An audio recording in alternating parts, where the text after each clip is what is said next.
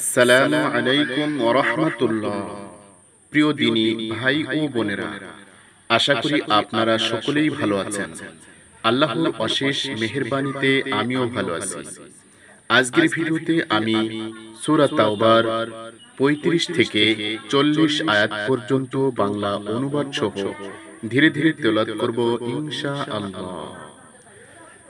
أعوذ بالله من الشيطان الرجيم আমি আল্লাহর নিকট আশ্রয় গ্রহণ করছি বিতাড়িত শয়তান থেকে। বিসমিল্লাহির রহমানির রহিম। শুরু করছি আল্লাহর নামে, যিনি পরম করুণাময় অতি দয়ালু। ইয়াউমা ইউহমা আলাইহা ফি নারি জাহান্নামা ফাতুকওয়া বিহা জিবাহুহুম ওয়া জুনুবুহুম ওয়া যুহুরুহুম هذا ما كنزتم لأنفسكم فذوقوا ما كنتم تكنزون।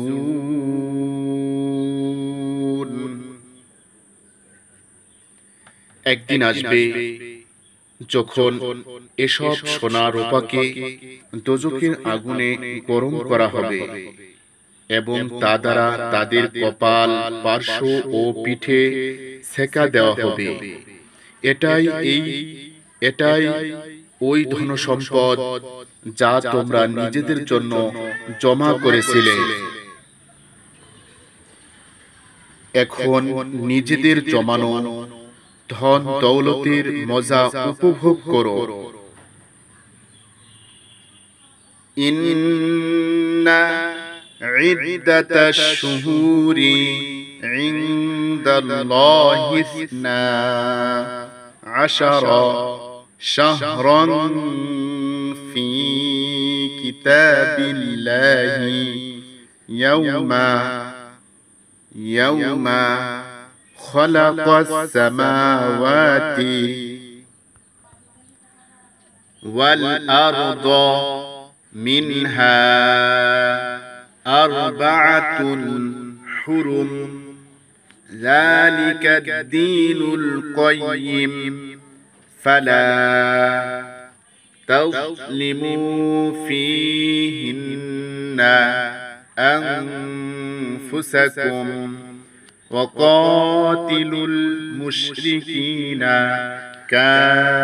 كافة كما يقاتلونكم كافة واعلموا أن الله مع المتقين। আসল কথা এই যে যখন থেকে আল্লাহ আসমান ও জমিন সৃষ্টি করেছেন, তখন থেকেই মাসের গণনায় আল্লাহর কিতাবে মাসগুলোর সংখ্যা 12ই রয়েছে। এর মধ্যে 4টি মাস হারাম, এটাই সুপ্রতিষ্ঠিত বিধান।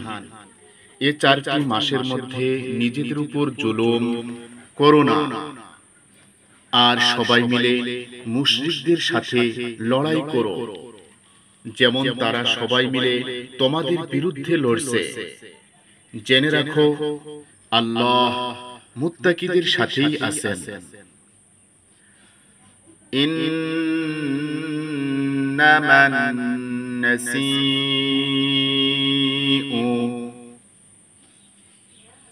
জিয়াদাতুন ফিল কুফরি يضل به الذين كفروا يحلونه عاما ويحرمونه عاما ليواطئوا عدة ما حرم الله فيحلوا ما حرم الله زين لهم سوء أعمالهم والله لا يهدي القوم الكافرين নাশি অর্থাৎ মানকে পিছিয়ে দেওয়া তো কুফরির মধ্যে আরো একটি অতিরিক্ত কুফরি কাজ। এ দ্বারা কাফিরদেরকে বিভ্রান্ত করা হয়।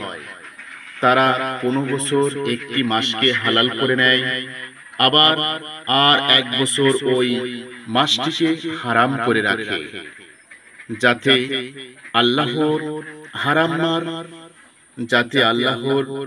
হারাম করা মাসগুলোর সংখ্যাও পুরা হয় এবং আল্লাহর হারামকে হালালও করা যায়।